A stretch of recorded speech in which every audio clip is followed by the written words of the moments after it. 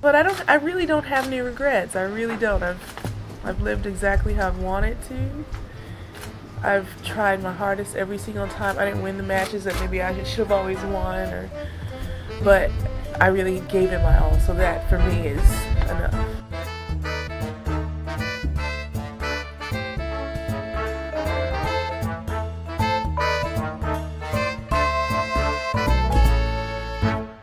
Hello everybody, welcome to the Body Serve. This is episode 117. It's a little bit different because James is not here at the top of the episode. I'm Jonathan. Let's put that out of the way. I think you know that by now. I'm in Charleston, and James is going to appear later on in the episode with the Q&A segment that we solicited from listeners last week.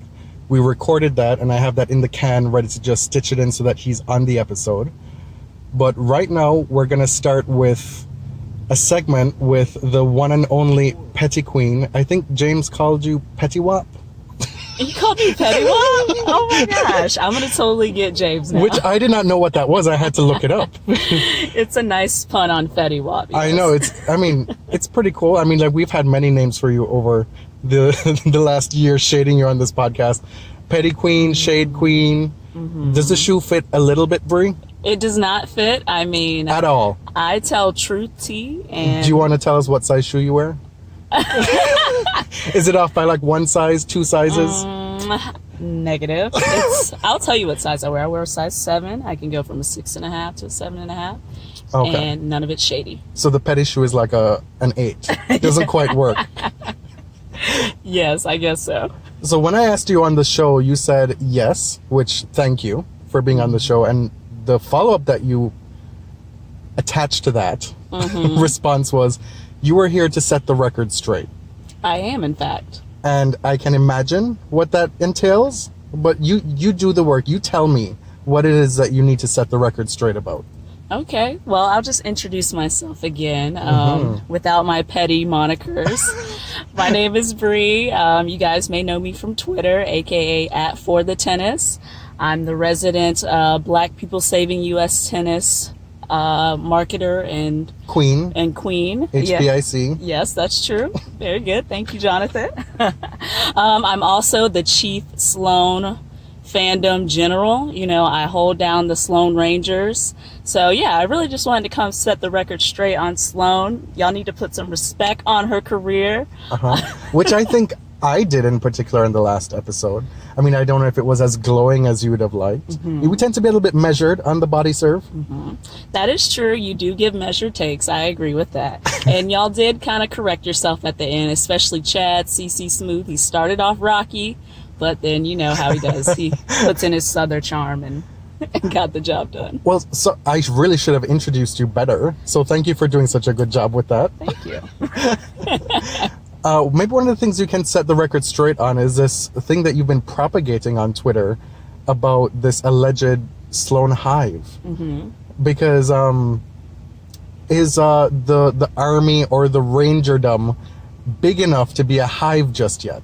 We already talked about this, Jonathan, on Twitter, and I said you shouldn't be worrying about the size of the hive. It's about how many does it take to swarm. How many bees does it take to swarm? And y'all swarm pretty intensely. Yeah, Sloane fandom of 7 is fierce. We're out here in these streets, you know. We got to keep y'all together because we're rational fans. We know that some days our Sloane is great, and other days it's rough out there on the courts. But at the end of the day, she's pretty successful now. She's a major champion. One of the things I tweeted was that Sloane is working on that resume. Like, ooh, I have a receipt for you. Oh, you do? Okay. Yes. Since 2016, Sloane is apparently the only person to win a major, Premier 5 mandatory, and the next level below that, I don't know what it is, Premier International, whatever. She's the only one to win all those titles. Yeah. She's also 6-0 in finals in her career, which is pretty impressive. That is, yeah. She's a queen of finals, you know. Are you disappointed that she pulled out in Charleston? I am a little disappointed just because I wanted to congratulate her on being the Miami Open and reigning U.S. Open champion. I just love laying it on thick for you guys. But seriously, I understand why she pulled out, you know. It's hard to it's a tough turnaround. I've seen Serena come here and lose her first match a couple of years in a row just because she won Miami and went deep there. So I understand. I guess it's better for her to pull out, you know. I'm sure the tournament is kind of upset, you know, because... Yes. I mean, this is a... well, last year, Venus made the semis in Miami, and she came here and didn't do well, losing to Siegemund in her first match. Venus played fairly well that match. Yes. And Siegemund played out of her mind, whatever. But to your point about going deep the week before in Miami and it being hard to follow up with a top result here in Charleston, like, I take that point. But, I mean, you know, you do want to honor your commitments if you can. Yeah, well, I was having this discussion with James before the tournament, and I got here in Charleston while the final was going on. I was traveling. And so one of the things we were talking about was, well, is Sloane actually going to show up? And he was like, yeah, she has like at least 4 days because she won't play if she needs the extra time till Wednesday. But then I was also saying that one of the reasons why she might come, even if she's tired, she wasn't able to defend her title last year. She was the 2016 Charleston champion. And then last year she was walking around on her crutches. Her peg leg. I didn't say that. That's what it was. Yeah, working for Tennis Channel. And she clearly has an affinity for this tournament, as do many players, it seems. It's a very popular spot. So I figured that maybe she'd want to come and try and, in effect, defend her title that she wasn't able to. Right. And to give another example, last year Konta won Miami, and she ended up pulling out of Charleston as well. But she was nice enough to come and do like an appearance, like a little meet and greet with fans and stuff before she left town. So that was sweet. Oh, Brie, are you shading Sloane a little bit here that she didn't show up and do that at least? No, I mean, I am not shading my player. I caught you in a little trap there, Brie. No, you didn't. Let me set the record straight while we're here. I'm not shading Sloane, but it was nice to see Jo Konta do that extra effort, you know, come in and do the meet and greet, even though she knew she wasn't going to play. And, you know, it's also great to see Serena come in and try and play, even though she may not lose. Serena may not win, I mean, Serena and Venus. But each player is different. I mean, Sloane has to monitor her body. I mean, she also had to get in line to deposit that $1 million check. Yeah, she had to secure the bag. So Sloane's busy. She's got things to do. I can't blame her. You mentioned Jo Konta. I will repeat this ad nauseum over and over. She is such a credit to the WTA Tour right now. She carries herself so well. She doesn't shy away from answering any questions. In her All Access Hour on Monday, she just fielded every question, didn't care how... I mean, I asked her one, you'll hear later in the episode, where when I phrased it, I was like, oh Lord, this could be taken the wrong way. I was like, do you have any dread heading into the clay court season? Because essentially your record is not that great in the last couple of years. And she's like, absolutely not. And then she kind of clapped back, but in her own nice way, you know, so you'll have to listen out for that. Okay, I'll definitely listen. But Jo is out here speaking her mind and being a real asset for the tour in my mind. And she's delightful. So I'd agree with that. As much as I want to hate Konta because she's, you know, beat Venus a few times in pivotal matches, she's a really great person in person. She's very engaging, warm with fans, and she's great to media too, so that's a perk all around. Is there anything else you want to set the record straight on? I think we've cleared the air. You have? I think we're on good footing now, Jonathan. You can continue the body serve in peace. You have the Sloane Hives blessing. One of the things that you wanted to talk about as well was the impending clay return of one Rafael Nadal Parera. Yes. Oh my gosh. I cannot wait to see the world number one step his feet. You're just tripping all over yourself right now. You're so excited. I know. I'm so pumped. I miss Rafa, you know, but putting my fandom aside, it'll be great to see him back on the clay. He's coming back as world number one because Federer, you know, lost it in Miami. But it'll be great to see if he can add on to his decima. Maybe go for the La Once, El Once. I don't know what we're calling it yet. Rafa and still have to work that one out. I really hope he's able to come back healthy. There's so many points for him to defend. I don't think number one is a realistic goal for fans. I'm sure Rafa doesn't care that much about it at this point, but for fans like, oh my god, he has number one now, how long can he keep it? I don't think that's a realistic goal because he has so many points to defend. It's important for him going forward to make it through this stretch in good health.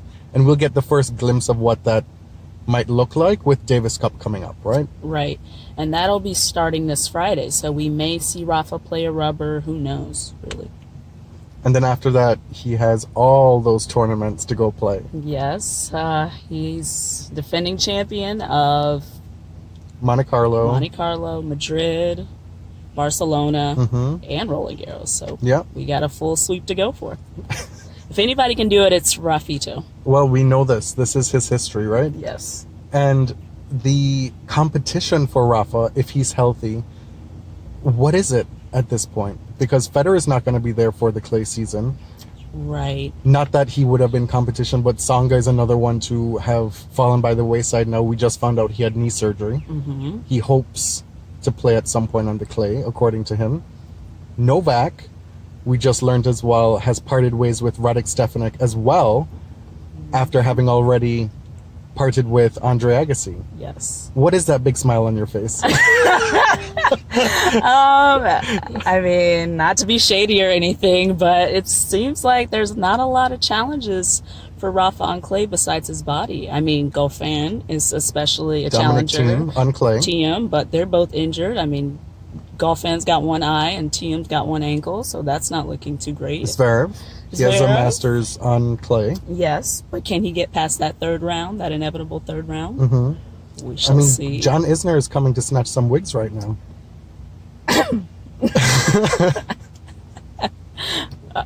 Well, yeah, John Isner could be coming to snatch some wigs. You never know. Like Miami proved, you just never know. That came out of nowhere. Nowhere. He won basically nothing on the year. Nothing. Clay's a step too far even for him, I would say. Yes, I would hope so. But you never know. I mean, back in 2011, back in the good old boy John Isner days, he did take Rafa to 5 sets at Roland Garros. So there you are with that receipt again. Yeah, I come with receipts. I remember everything. So who knows? In terms of Novak, though, we have a listener question Q&A segment coming up after this, right? On this show, this current episode. And one of the questions deals with what is it that we think, James and I, is needed to fix Novak. And I'm going to tell you right here, I don't remember what I said because that was like over a week ago.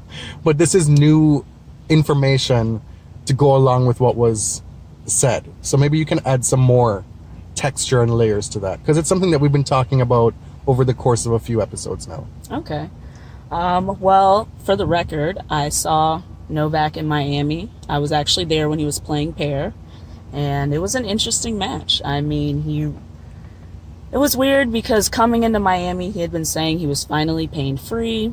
And then he had also said, I think, that playing Miami was kind of like a last-minute decision. So it just makes me feel like things are a little clouded in Novak Camp's mind right now. He's not really sure if he wants to play or heal up or train or hire a new coach. You know, there's a lot of things going on, a lot of moving parts. But I don't know. He says he plans to go coachless now for a while, so we'll see what's in store for Novak. But based on what he showed in Indian Wells and Miami, he did not look good. But the great thing about that is that he has a lot of room to grow and improve. So that could be enough to get a semifinal or a final at Roland Garros. You never know. Well, if you read that statement from Andre Agassi when they split, if you decoded it, it read like, well, I tried my best, but Novak really didn't want to listen to what I had to say, right? And given that he's cleaned house again now, it seems that however it is that he's deciding to steer his ship, he wants to make sure he is the one with the sole authority. You know, like maybe he wants to go it alone now, and that's something he feels that there's a journey he needs to be on by himself. Which, you know, people go through those stretches, I guess. Right. It's a bit unorthodox for a top tennis player to go coachless like that. But we'll see. We shall see. But I think going coachless also puts the accountability back on Novak because his effort just seemed lacking. And, you know, if a coach isn't there to inspire you and you're by yourself, you can only blame yourself for whatever you produce on the court. So it might be good, might be clearing for him. His schedule is pretty full going forward, so which would lead me to believe that he is healthy. It's just other stuff that he has to figure out. So that would be one of the more interesting things to watch the rest of the season, yes. Frankly. 2 years on from the Novak Slam, we're asking, how's Novak? I'm just saying, it's just crazy how tennis turns. It is. If that's your takeaway point from that statement, that had some shade in there. Was that shady? But if that's your takeaway statement, that is absolutely right, because things turn on a dime just like that. Mm-hmm. I mean, I don't want to say that Rafa getting injured in the 2014 Australian Open is responsible for Stan's career, but it certainly didn't hurt. You know, something as simple injury as that in a Grand Slam final, and Stan's trajectory is, while it was on the rise, it just explodes exponentially. So are you saying that Rafa should tweet, "I made you, Stan"? Is that what you're saying, Jonathan? It's possible. It might just be possible. But the point is that you think things are going in one direction in tennis, and you just never know what's around the corner. Exactly, because, you know, if we go by 2016 articles, Novak's supposed to have 25 majors by now. He was the unstoppable force. Mm-hmm. We are in Charleston, and you're here for 2 days. You came yesterday, which was the Tuesday of the event. This is Wednesday. So you've got a nice, short, cute stint here in Charleston. Let's talk about some of the stuff that you saw yesterday. Okay. Let's start with some Canadian content. Miss Jeannie Bouchard, because you saw that match. I did catch Jeannie Bouchard, and she played against the Sarah Irani, Against the Sarah Irani? Yes, the infamous Tortellini Queen. Okay. They played an interesting match against each other. They both seemed like they were playing better for their levels together. Sarah was pulling off some crazy forehands and tough, you know, drop shots. Jeannie was trying to bring her power game to the match, and she succeeded in the second set. I mean, she was up a break, and then it kind of just all evaporated. Like when the scoreline gets tight, it seems like Jeannie's just not able to get over that hump. She gets a little nervous. It seems also that her decision making becomes a little bit cloudy in those tense moments, and there were times in that second set especially where she seemed very exasperated with what was going on, that she felt like, well, what more can I do at this moment? Sarah would come up with some pretty unexpected shots if I'm Jeannie. And she's like, well, damn. That was the expression on her face on court.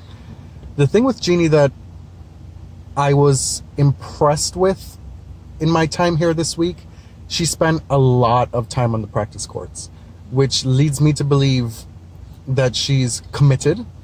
Like we've said some fairly unkind things about her on the show, and she's widely mocked in many circles because of her downward spiral. But I really don't think it's for a lack of trying.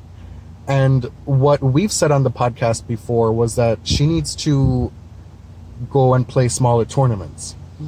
Because, and I liken it to Serena, it's a totally different scale in terms of what they need to do, but they both need matches. And so Serena's in the unfortunate position of having to play in Osaka in the first round in Miami, so she can't get a couple matches to get those reps in. And Jeannie herself said in press, which I was impressed that she had that clarity, that even if she's able to get into some of the bigger events in the European clay court swing, she'll probably play the smaller ITF events so that she can play more matches. Even if it's against smaller opponents, she needs the reps, she needs to get the rhythm back. She said that the cycle of playing one match and losing and then having a training block for 2 weeks and then playing another match and losing, that cycle was just horrible. And so she's trying to break out of that. And I hope folks don't come for me with that, thinking that I'm comparing Serena to Jeannie. It's like, it's just the process of needing match play, right? Right. It's tough to just show up after long breaks of not playing competitively and have your rhythm. It's just a fact of tennis. Mm-hmm. And you also have to think, you know, all that travel, and then you're only in a certain place for a short amount of time, and you got to pick up, go back to your training base and restart. It's a total grind. So I really hope Jeannie can, you know, drop down to the lower levels and pick up some matches. Because what I saw today, I mean, her tennis was still fun. It was still engaging. The crowd wanted her to win, but it's just... She's still a big crowd favorite. Yes, they love Eugenie Bouchard around these parts. Now, Miss Irani, she was asked in press about apparently the case is still ongoing. With the tortellini? With the tortellini thing, the Court for Arbitration of Sport, there's another hearing, or she had a hearing in November. She said it was November 9th, and they said they'd get back to her in 3 weeks.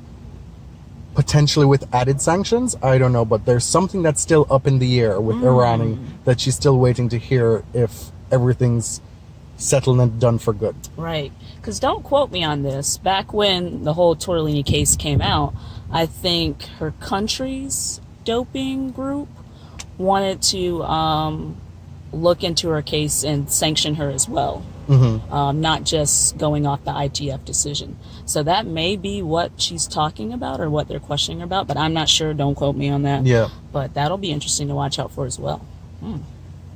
Sam Stosur, unfortunately, put in a terrible performance in her first round match, losing to Christiane. And historically, Charleston is an event that Sam has done well at. She's a former champion, and this was the first time in probably a decade that she'd lost in the first round. Oh, wow. I didn't know that. Receipt? At one point, it was really dire. What was it? 6-2-4 love. She was down to Christiane, and then she was able to bring it back to a 6-4 scoreline in the second set. Yes. And she was starting to play better, but she just ran out of time. Right. I popped in during the second set, so I didn't see the first set, but I saw Stosur start to try and fight back. And I know they said that she had come back from a wrist injury or something like that. And how she was playing kind of reminded me of how Rafa was coming back in like 2015. Like her forehand was just a lot of shanks. It was a lot of off.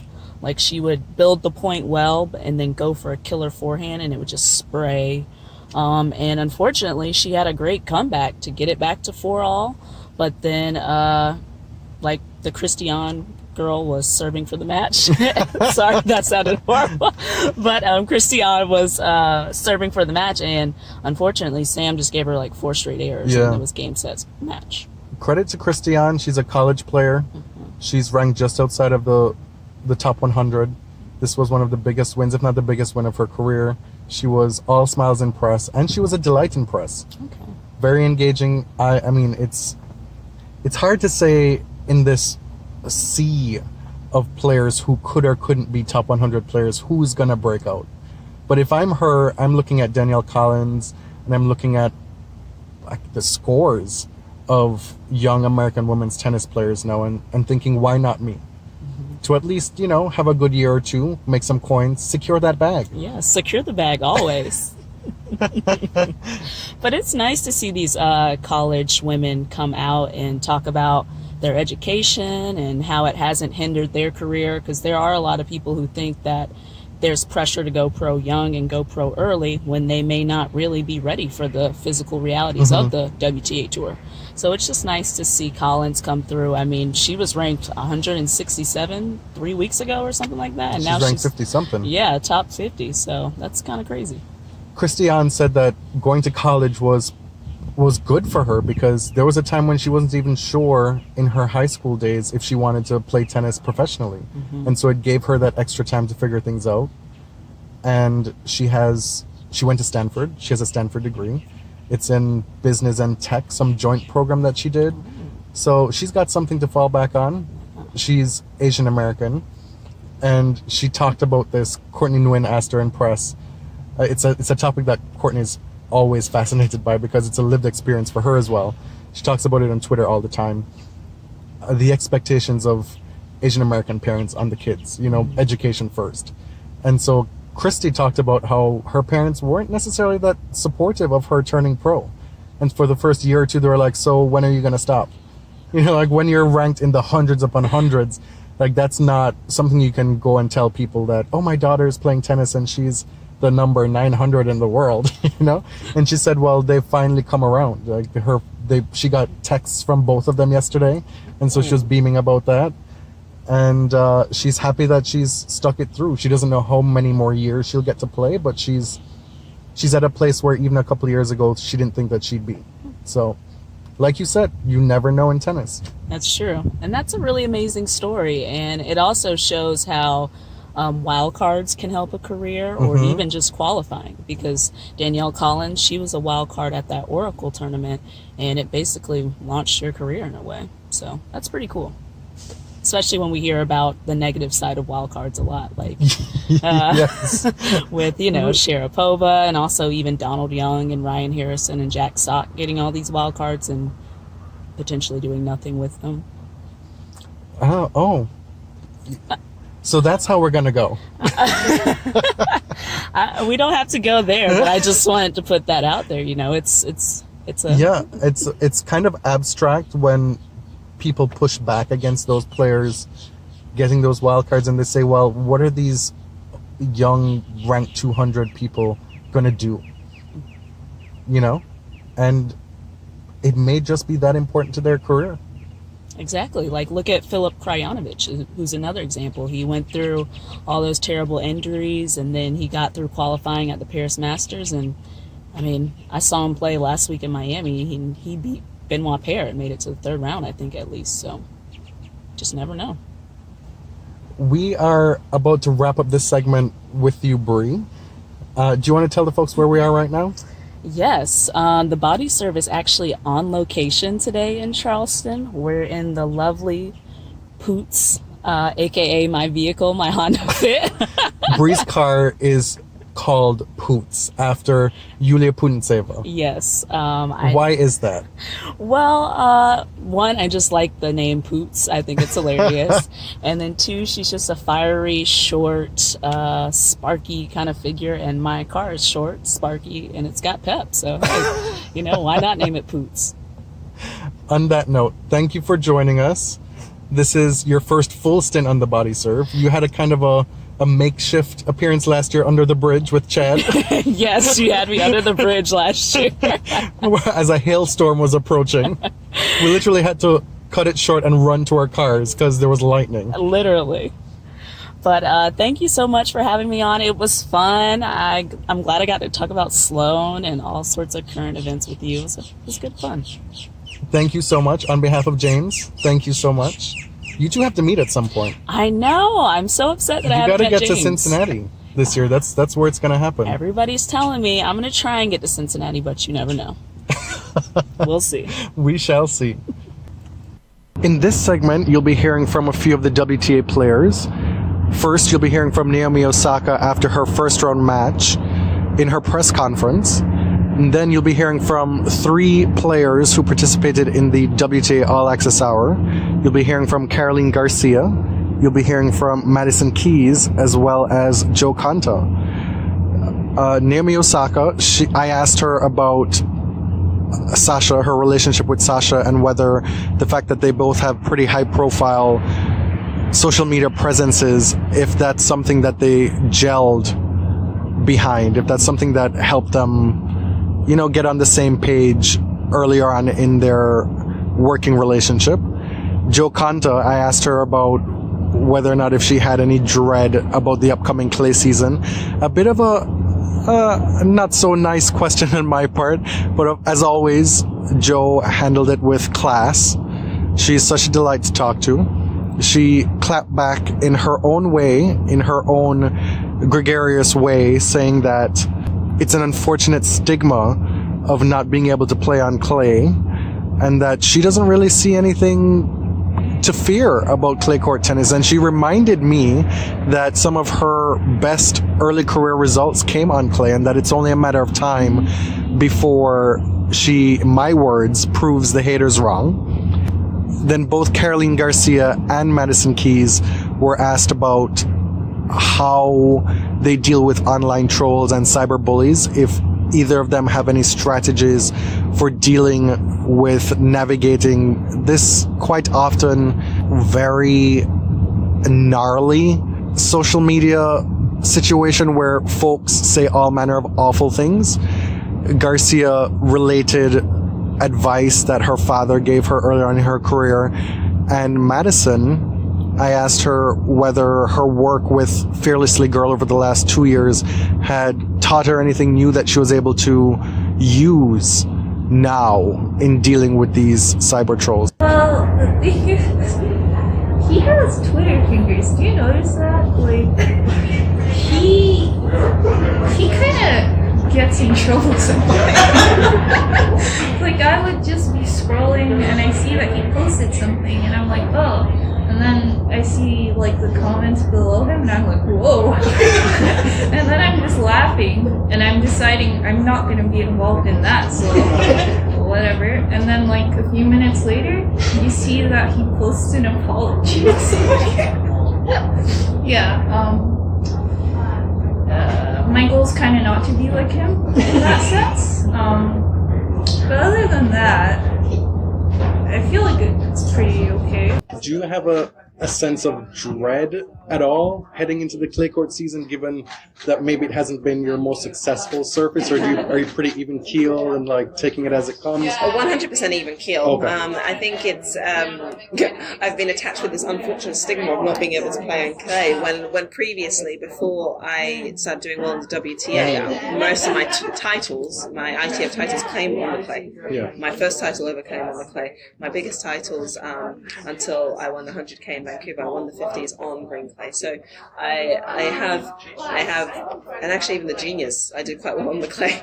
So it's an interesting thing. I think a lot of it came down to just the amount of kind of high-level matches that I had played on the clay in the last number of years. I think getting used to the WTA tour, but I'm really looking forward to it. I enjoy the surface. I enjoy the change in the season.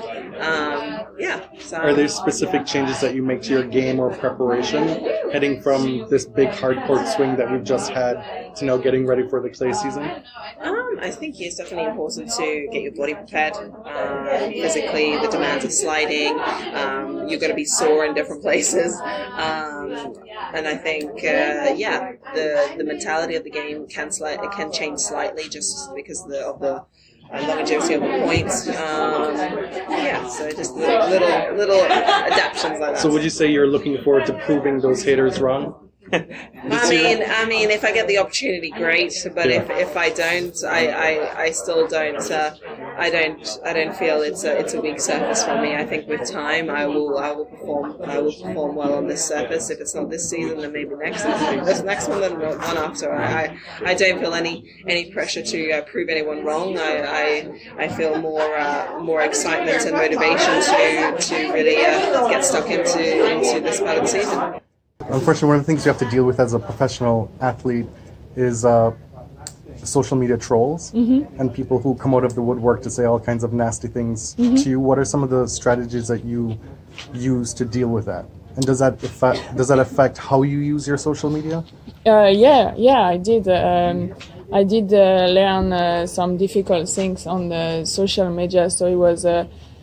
My dad always told me to be careful in the past, and I was careful, but I was reading a lot of stuff and everything, and then one day I learned it the bad way, and it came back to me. But everyone did it differently. Some are getting motivated by all these haters message, and some doesn't really like it, and it can hurt you if you are not very careful. So I'm more careful now because I know I can be sensitive to this kind of stuff.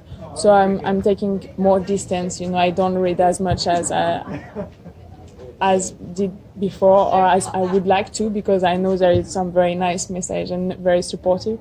But sometimes because of a couple of people, you have to take your distance.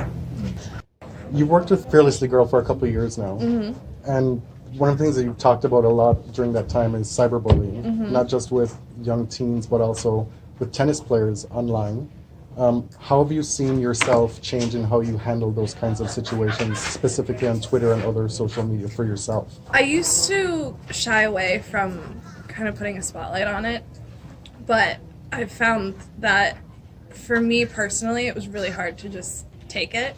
And I've also found that if you retweet it, a lot more people can report them.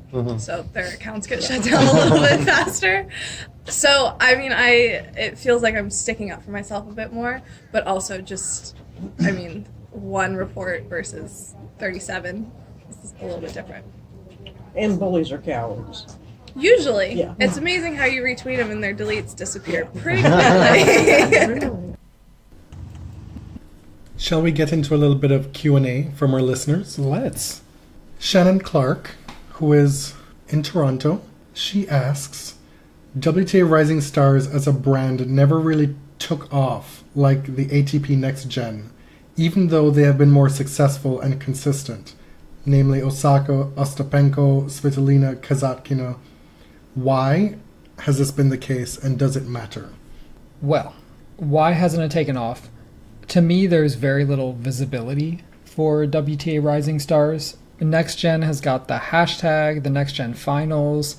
They built up this controversy at the Next Gen draw ceremony. There has just been a lot more visibility for the ATP Young Guns. This Rising Stars thing, it barely is on my radar at all. But see, I think this is part and parcel of the implicit bias when it comes to sport fandom, in that men are always given the platform instead of women. Meaning, we're always, this whole business of, oh, Federer is the GOAT, he's won the most Grand Slam titles of anybody in tennis history. Well, we see this pushback all the time now where people are having to correct that and say, well, actually, one of the few times where, well, actually, is welcomed. That, well, you're talking about men's tennis here. And you see it in the coverage of sport in general, and in tennis especially, where when people are looking for the next best thing, they're looking at it from a perspective of who is going to challenge Federer. That type of thinking occupies at least 75% of the tennis discourse and narrative. Yeah. And when people are coming into sport as children, they're looking up to men as their role models in sport. How many young boys are looking up to Serena Williams as opposed to Rafa Nadal? And why is that? What is the role of parents in this equation? Like, you have a child that's picking up tennis, and because he's a boy, he then has to emulate Rafa, or has to have Rafa or Roger as his role model. He can't look to Serena Williams. And what are the reasons why that type of thinking is allowed? You know, because there is a systemic societal bias against women that whatever they do, be it in the workplace, in the sporting arena, that their output is lesser than, right? Okay. And so the way that we view men and women's sport and men and women's tennis in this instance presupposes that men's tennis is the superior product. I think that's the starting point that we have to come at this from. However, the WTA, as we've talked about multiple times, have done a largely shit job at branding its product. Yes, and this speaks to the larger problem of the WTA not getting their product seen. Simply, they're not getting eyeballs on it. They're not on TV. The WTA TV thing took forever to get off the ground. Streaming is not a viable option for a lot of people. For some people who use it, they love it. But the product is simply not out there. When you turn on your TV, it's more often a men's match, unless it's at the Grand Slams. There doesn't seem to be this great energy behind the WTA branding push. Like, they could do so much. Ostapenko just won a Grand Slam. She's not rising stars. She is like the current generation, right? Kasatkina, Svitolina has won a bunch of premier mandatory titles. She is here. She is not the next generation. Like, why isn't there a campaign around who is going to be the next generation of superstars? Who's going to be Serena and Venus and Maria? People talk about that all the time, and that's but is it coming from the WTA and like an organized, well-packaged push? It's fraught, though, because when we have seen it in the past, it's taken as the search for the next great white hope to supplant the Williams sisters. There's that context as well. I see people talking about and denigrating the achievements of some of these would-be next best by saying, oh, well, Muguruza, she can only show up at Grand Slams. where Svitolina can't get it done on the big stage. Well, you know what? Nobody on the men's side outside of the big four is doing anything. Right. Anything. Uh-huh. So like the onus and the burden on these women is so much greater than it is on the men's side. We've talked about it before that the ATP has coasted on the fact that these 4 or 5 men have dominated men's tennis for the last 15 years, and still nobody's doing anything. Borna Coric has just made the quarterfinals back-to-back of Indian Wells and Miami. That's the most notable thing that one of these so-called next-geners has done on a consistent basis, and that's just in the span of 2 weeks. Whereas the women are out here doing many, many different things, but it's not viewed the same way. And that's where I think that the inherent bias comes into play as well. It's a multi-pronged answer to this question. I think the WTA is partly to blame. I think we need to do better with how we are raising our children. I always go back to that when it comes to gender bias. So you're saying the solution is very easy? Absolutely. I'm just kidding. Just click your heels and you will be in, what is it, the balloon in Kansas? Yeah, have you ever seen The Wizard of Oz? But there's also the element that the social media branding has been better on the ATP. I agree. They've been better at videos, at the hashtagging, at just building up excitement. And of course, as you said, some of that might just be what is appealing to the fans, their own implicit bias. But the WTA needs to do better at giving out this unified voice, package their product in a more exciting way. And the WTA Insider is a way to do that. And that has been a really good asset for the WTA. But the thing is, like, if the matches are not on TV, how are people going to watch? The second part of Shannon's question, does it matter? I think that's implicit in this very podcast. Like, of course it matters. We are champions of women's tennis. We want very, very much for it to succeed. Yeah, I think when the Williams sisters and a few others retire, you don't want to have this vacuum at the top. You want players who are already generating excitement as young players. You want fans like from the get-go, from when players are 17, 18, 19 years old. So yeah, like it does matter. And I absolutely do think the WTA is in a better spot with that situation than the ATP right now. Absolutely. Naomi Osaka is on the cusp. She just did a Throwback Thursday, or I guess it would be Throwback Tuesday today. I think she's cheating. Yeah, she got that mixed up a little bit. And she shows a video of her, it's not skydiving. Ziplining? Yeah, ziplining from the top of some super high building in Dubai. And she doesn't scream, she doesn't say anything. She just goes through the whole thing with no expression on her face. You can visualize that expression now, can't you? Mm-hmm. That like stone face she has. Ostapenko is out here charismatic as all hell, for better or worse, depending on how you view her. But, I mean, she's got a spark. Like, there's something there. Yeah. And we're not marketing experts, but you have got to be able to bottle that in some way. Gay Ground Zero on Twitter, Arthur, he asks, what would be the one thing you would change about the game? Example, best of 3 matches, no let cords and serves, time clocks, Hawkeye replacing judges, etc. Mm-hmm. This is a tough one because I often identify as a purist when it comes to the actual gameplay, like the rules of the game. I don't know. You didn't think about this? I did, but I don't object to the shot clock thing. I'm not in favor of it, but I don't have a problem with it if we're going to be hammering on about this time violation thing. Like, if you're going to give time violations, you have to have a shot clock, in my opinion. But I'm kind of forced into that position. I think no let cords on serves, cool, fine. Martina Navratilova suggested it a few years ago. I have no problem with that. But I'm a fan of tennis. Like, I actually kind of like the game the way it is. It's all the stuff that goes on outside of the actual gameplay. I want a union. But that doesn't have to do with the actual playing of tennis. What do you think? I think that if you serve greater than 130 miles per hour, you should be disqualified. That's ridiculous. It's the least interesting part of tennis to me, big booming serves. True. That's never going to happen. Fine, whatever, I accept that. As far as changes to the actual game, it's not so much, like you said, the rules or the way the game is played. It's the stuff outside the lines. And something that's kind of in the middle is how doubles is viewed.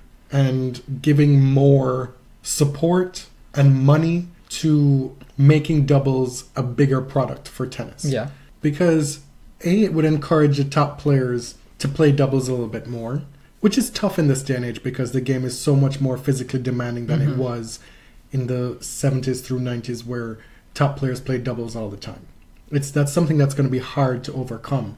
We saw in Indian Wells where Larry Ellison gave the would-be $1 million bonus to somebody who won both. Right. Like, that's something that I actually quite liked. It's a credit to the game, especially to fans at events, to be able to watch doubles, because there's a lot of great tennis going on. One of the best things we saw in Cincinnati last year was Ash Barty and Casey Delacroix playing doubles, where Barty closed out a match all on her first serve. And while that's, a credit to her first serve, it's still something that a lot of people won't see because they don't think of doubles as being a worthwhile viewing experience. Right. And there's so much to take in there. Another question from Arthur. Who are your favorite tennis broadcasters and who are the worst? Why? One of our first episodes, probably like our 7th episode ever, was the Tennis Commie Manifesto, where we talked about mostly our least favorite commentators. So there's been a lot of negativity in that arena. And if you've listened to the whole catalog, you know that we we have specific qualms with certain commentators. I will say one of my favorites is Lindsay Davenport. I think she's excellent. Which wasn't always the case for you.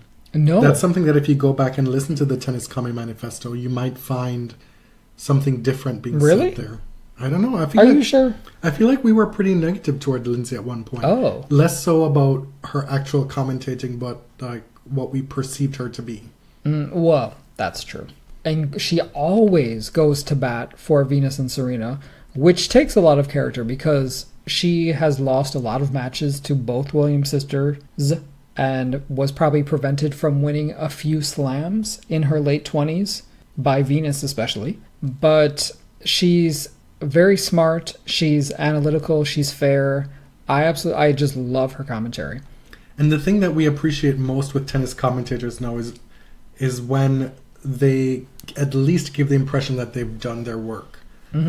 By the same token, the McEnroe brothers are absolutely the worst, in my mind. Yeah. Do we even need to rehash that? We like Cahill, we like Davenport. Granted, we don't often get streams with a lot of the other people who are really good in Europe. There are a lot of people who folks love on Twitter that we've just never heard before. Right. I actually like in the booth or in the studio Brett Haber on Tennis Channel. I always feel like Brett is trying his best, his damnedest to keep the peace between all these big personalities. And I do really appreciate just that professional broadcasting experience that Brett Haber brings. And someone like Chris McKendry, who's maybe not the best commentator, but she is a pro, and she's somebody who gives a little bit of pedigree to the actual broadcasting. I really enjoy listening to Martina because, unlike McEnroe, who should have some implicit expertise built in to the commentary experience, she actually is able to convey that on air. To articulate it. Yes. And she can be a little bit mean-spirited sometimes with her critiques, but if that's her shtick, then whatever. Yeah. She's earned her pulpit. We both love and admire Martina so much, but sometimes listening to her is like, okay, you need to move on because you're just being a little mean right now. And also, Gimelstob is one of the worst. For many reasons. Just bargain basement, just the worst. Dr. Scholes. You can always rely on him to ask a question. Shola. He asks, where's the line for you guys when it comes to poking fun at your least faves? Thanks for being nice-ish to Nole lately. I feel like by our standards, we've been extremely nice to Nole lately. And I'm able to answer this question right to the point because of that, or using that as an example. yes, we've talked from the jump with this podcast, January 2015, that our faves are Rafa on the men's side, and on the women's side, the Williams sisters. Venus more so me, Serena more so you. By the same token, we've talked about or oftentimes dislike for Federer, for Nole. We like Andy as well. Yeah. You know, like we definitely have our camps that we're not able to separate our fandom from the podcast. Nor do we think it's utile for us to. We feel like it would hinder the product if we did. Because what we're also able to do is to be fair to folks, or at least we try to be fair. Yeah. Like we are petty and mean-spirited sometimes and salty, but at the end of it all, we try to be fair, even to the folks that we're not necessarily fans of. Where I draw the line is when people are mean-spirited to folks without reason. Like you don't like somebody, you're not a fan of them, and you're going to take every opportunity to cut them down. I'm not about that life. We're not talking about Justin Gimelstob, who said that he wanted his brother to have his way with Anna Kournikova, essentially rape her, right? Like that's something you do not come back from. If a player has not done or said something like that, then there's no reason to go at them all the time. Because make no mistake, we will go at Justin Gimelstob every chance we get. But just because you don't like somebody, and they may have done a few things that have rubbed you wrong in the past, doesn't mean that you have to cut them down at every turn. And Nole right now is going through some things, and that's something from a humanist perspective. It's something that we can relate to. You know, you get older, we're in our 30s, life is hard. Let alone complicating that from the perspective of being a professional athlete, one of the greatest to have ever played the game, and now struggling through things, be it injury or emotional instability or what have you. Like sometimes you just need to take a step back and let people work through things on their own. And so that's where we're coming from with our being nicer to Nole right now. And that's the line that I draw. When I see something on Twitter and people are being just like, why? Right, because you like can being be mean for sport. You can be funny, and we'll remind you over and over that shade is not a mean-spirited. Shade is subtle. Like it's witty. It has a mystery to it.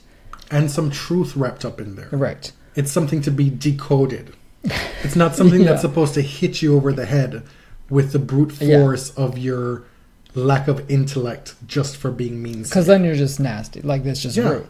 I think for me, we may not have always risen to this standard, but my standard is, are we being honest? Are we being intellectually honest? Are we applying similar standards that we apply to our favorites to other players who we are less fond of, right? Are we being fair, like you said? We had a discussion before we came to air about Caroline Wozniacki.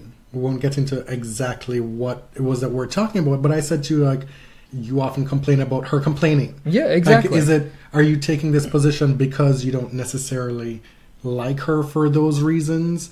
Would you think of her the same way if it were somebody else in this instance? And I had to think through my feelings about Caroline to come to a more objective reading of what happened in Miami. We acknowledge that objectivity is impossible, but we can apply at least some sort of impartial opinion. You can distance yourself from your pettiness. Right. Speaking of distancing yourself from your pettiness, the next question from Michael O. Music. Do you think Sharapova will return to the top 10, or do you think she's close to retiring? You all probably will not like this answer, but I don't know. You don't know? Do we have to give a definitive answer? I have no idea. We are not in the habit of kind of telling a player when they should retire or predicting when they will.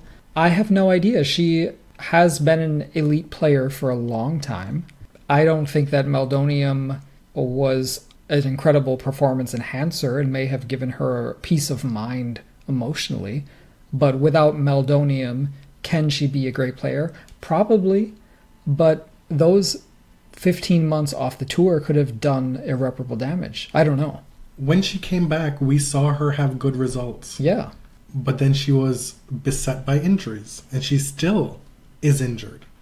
The key for her to being able to rise again is to stay healthy. Yeah. Because she is someone who needs match play. She does. It's tougher. We're seeing it now with Serena coming back. Different circumstances, don't at me.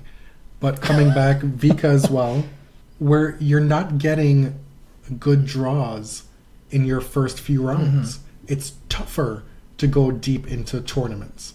The stress on your body coming back is more than if you were the number one seed trying to make your way through a draw, and then you get to the round of 16 and then it really starts. And all those things taken into consideration, if you don't have your health, it becomes very difficult. Maria right now is up against it. She is. She has the benefit of, if she's able to get herself right soon, the clay season is something that will help her, I think. It'll be easier on the body. It's her favorite surface, really, at this point. What an evolution. It's the surface where she's able to do well, because a lot of players are kind of in and out on clay on the European swing. Nobody's playing like 4 straight clay court tournaments back to back like they are playing Miami Indian Wells back to back over these 3 to 4 weeks. And there are very few clay court specialists anywhere, but especially on the women's side. I do expect that she will play better. I cannot believe that Sharapova will retire without at least getting some of that credibility back. Yeah. I think where I land on this is she close to retiring? Possibly. But I absolutely don't think she'll retire without one big push. Without a training block, without a new team, some really good results under her belt. I don't think she wants to go out this way. Like, her image is clearly very important to her. You don't part ways with your coach who stood by you throughout this whole fiasco if you're not intent on really giving it a go. I really don't see retirement as being around the corner unless it's injury related. Right. From Tyler Green, what will it take for Novak to fix himself? To quote Venus Williams, girl, I don't know. I really don't know. He needs to get back into the habit of hitting tennis balls, of playing matches. I thought you were going to say get back into the habit of eating a sandwich. That too, probably. He could put on a few pounds, but I don't think that's the problem. He has been one of the greatest athletes in the world over the past 5 or 6 years. It's going to take a toll coming down from that. And I think we can see that. Like, to me, he doesn't seem injured, but I think it's a combination of the physical and the emotional that's going on right now. He said before Miami that this was the first he felt injury-free. But yet he turned in a performance that was even worse than when he lost to Tara Daniel in Indian Wells. Right. So is he trying to come back too soon? We don't have any way of knowing that. But with his type of game, it's not like he's going to come back and blow through a few matches on serve. You know, like, he's not blowing people off the court. It's not his style. He needs to rally, to grind, to show off his flexibility and his movement. And he does everything just a little bit better than you. In years past, you would think you had Nole, and then he would do something crazy. Right. In the middle of a point. Defensively or aggressively, to get himself back into the point, to then finish with some pinpoint crazy backhand down the line.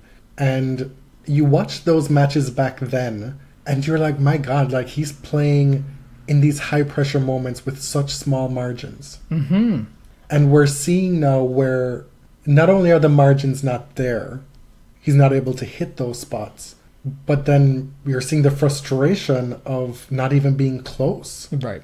And what we've seen as well, and we don't know what the cause is, be it, is he still injured, still feeling niggles?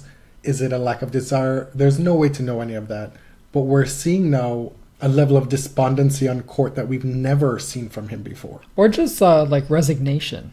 And in press conferences, he's pretty open about it. And you wonder where that Novak fire is. Is it just a matter of getting reps, or is there something else? Again, I think it is so soon to be making these predictions. He's played 2 tournaments. The results are alarming because it's him. He's still playing a full schedule the rest of the way. Right. He's added Monte Carlo. Like, he's not going away. Right. It's likely that the biggest thing that will be needed for Novak to fix himself is to win a few matches in consecutive weeks to then build to a big result. Some really quality results. It doesn't seem to be at this point where he's going to show up to then just win the whole thing out of nowhere. You know, it seems like maybe he needs, throughout the course of the clay stretch, to have the familiarity of the surface, to have the grind of week to week, winning 2 matches here, 3 matches here, maybe not making finals, but starting to feel himself a little bit more. Right. And then if we get to the US summer hardcourt swing after having multiple results like what we've been seeing throughout the spring, then maybe it might be more time for alarm with Novak. But I do think it's time that he needs more than anything to recapture whatever that etc. magic is. Mm-hmm. Because it doesn't seem altogether physical. Thank you for tuning in to the Body Serve again. It's a bit of a different sound and feel to this episode. Hope you enjoyed it. My name is Jonathan. You can find me on Twitter at tennis_John. James is on Twitter at ElliotJMR, 2 L's, 2 T's. Thanks to Bree for joining the show at 4 the tennis. The podcast can be found on Twitter at The Body Serve. Similarly on Instagram, we're actually posting a few pictures on Instagram this week from on site with a better camera than we've been using before, thanks to my brother who loaned it to me. So check those out, The Body Serve on Instagram. Till next time.